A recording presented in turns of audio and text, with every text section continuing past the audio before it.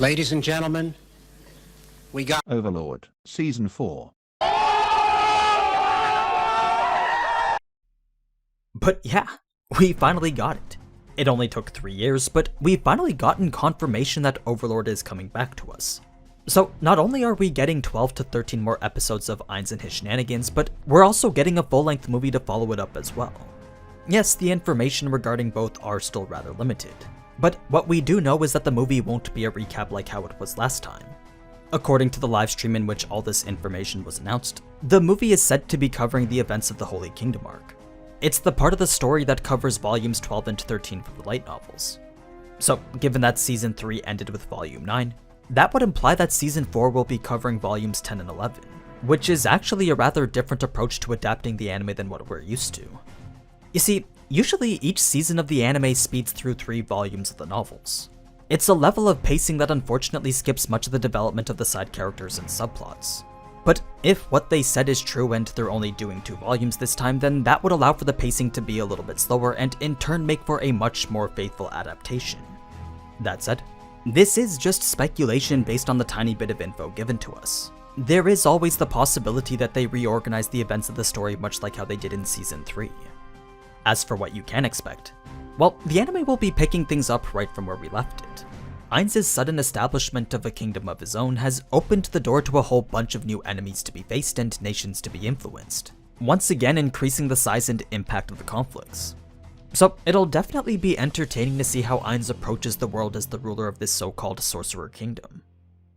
Now, aside from that, we do have confirmation that Madhouse will be returning to animated.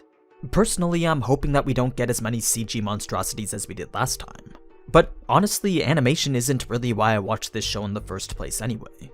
I'm much more interested in seeing how they approach the story and how Ainz plans on flexing on his opponents next. For the story in particular, we do know that it'll be handled by the same director and script supervisor as the previous season. But what I'm looking forward to the most is the return of Sobin as the character designer. Not so much to see his influence on the anime, but more so to see more of his new art like this in the months leading up to it. Now, we don't know exactly when the anime will be airing, but if I had to guess, I'd say it's most likely going to be in the first half of next year. Probably in the spring or winter of 2022. The reason I say this is because Madhouse already has an anime coming out in October, so I can't really see Overlord coming out before that. As soon as I know for sure though, I'll definitely let you guys know on the community page here. So be sure to subscribe if you want updates and some potential new Overlord content. Anyway, that's pretty much everything you need to know about Overlord Season 4 so far. But it's not the only piece of news that I had planned for today. There was also all these new previews and announcements that I wanted to talk about as well. So let's speedrun through some of the other new anime revealed over the past month or so. Starting with sequels that got new previews. We have Data Live Season 4 coming out in October. My Next Life as a Villainess Season 2 coming out in July. The second season for I'm Standing on a Million Lives also coming out in July. Then Arifureta Season 2 coming out in January. When it comes to spin-offs, there was also a new trailer for the adaptation of The Honor Student at Magic High School, this being a side story for the Irregular that focuses on Miyuki instead of Tatsuya. Moving on to the new anime now, there were quite a few trailers that dropped for Isekai that I'm sure some of you haven't even heard of yet. The first of which is called The Dungeon of Black Company. This is an Isekai where the protagonist is transported to a world of fantasy as a slave instead of a hero. It's a self-aware comedic take on the genre that shows our protagonist as he starts his new life as this hard-working employee of this mining company. Next we have the VR MMO turned real-life Isekai Kenja no Denshi, otherwise known as She Professed Herself Pupil of the Wise Man. Unlike the previous Isekai, this one deals with a veteran wizard player who accidentally turned his character into a girl right before being summoned into the game for real. So rather than being one of the renowned 9 sages that he built himself up to be, he instead now has the appearance of this innocent little girl. In identity, he's too afraid to reveal once belonged to one of the most skilled magicians. In a slightly different vein, Spirit Chronicles is an isekai where the protagonist's reincarnation fuses with the body of a person who's already living. But rather than completely overwriting who that person was like how we usually see, the protagonist's memories and personality are melded together with that of the person whose body he's taking over. A person who just so happens to have a tragic backstory involving revenge. So it's basically a generic fantasy plotline literally combining together with a generic drama and romance one. Coming out the season after that is the adaptation of the isekai light novel Faraway Paladin. It's the type of story that focuses more on the development of the main character, much like how Mushoku Tensei does it. What makes this protagonist unique though is that he was raised as the only human child amongst the city of the dead, eventually growing up to wonder who he is and why he was reborn so far away from human civilization.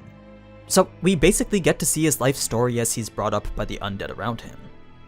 Switching back to another video game isekai, it was recently revealed that we're getting an adaptation of the light novel Skeleton Knight in Another World, a story that follows a very similar premise to Overlord. This, however, deals far less with dark comedy and politics and focuses more on the action and adventure elements.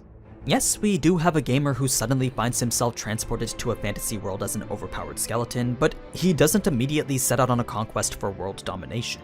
Instead, he's recruited to go on adventures, all while trying to find a way to fit in with the people around him. Now, aside from these isekai, we also got new trailers for several interesting new anime as well, one of which is called Liar Liar. It's one of the few that I'm looking forward to the most, because it's kinda like No Game No Life combined with Kakegurui. There's the whole idea of this academy where prestige is determined by how good you are at games, then a system in which your rank is wagered on it. So I guess in that regard it is a bit more similar to Kakegurui, but I don't think the games are limited to ones that only involve a gamble. One of the other anime that looks interesting is the new original series by Bandai Namco Arts called Tactop. Not much has been said regarding exactly what this story is about, but it looks like it's trying to incorporate music with fantasy in a similar way to how Vivi does.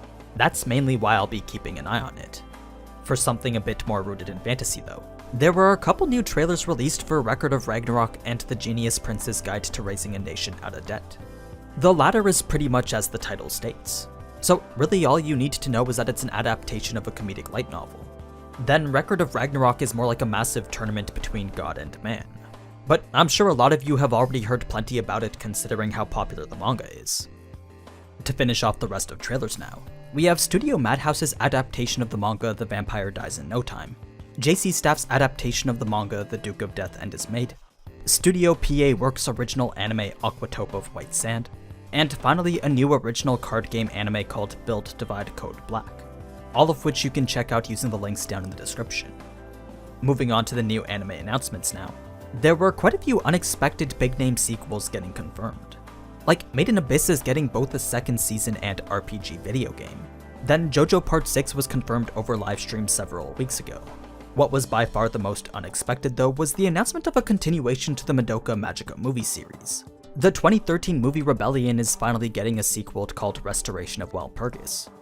Other movie sequels announced include one for Black Clover and another for the quintessential quintuplets. Then Anohana recently teased some sort of new project to celebrate their 10th anniversary. Aside from that, we also have Dr. Stone Season 3, the second part to Attack on Titan the final season, Season 2 for Restaurant to Another World, and finally a continuation to Science Fell in Love So I Tried to Prove It. The next list is all the manga announced to be getting an anime. There's Requiem of the Rose King, Akabe's Sailor Uniform, Love After World Domination, a couple of Cuckoos, This Healer's a Handful, The Great J Will Not Be Defeated, Blue Period, and finally Daimon. As for the light novels, all we really have is an adaptation for The Dawn of the Witch, then a few other originals that go by the names of Visual Prison, Do It Yourself, and Healer Girl. So that's pretty much all the news from the past month or so. If any of these caught your attention, then be sure to let me know in the comments. Now, as always, thank you so much for watching, and if you enjoyed this type of anime content, then you already know what to do. So, until next time, ciao!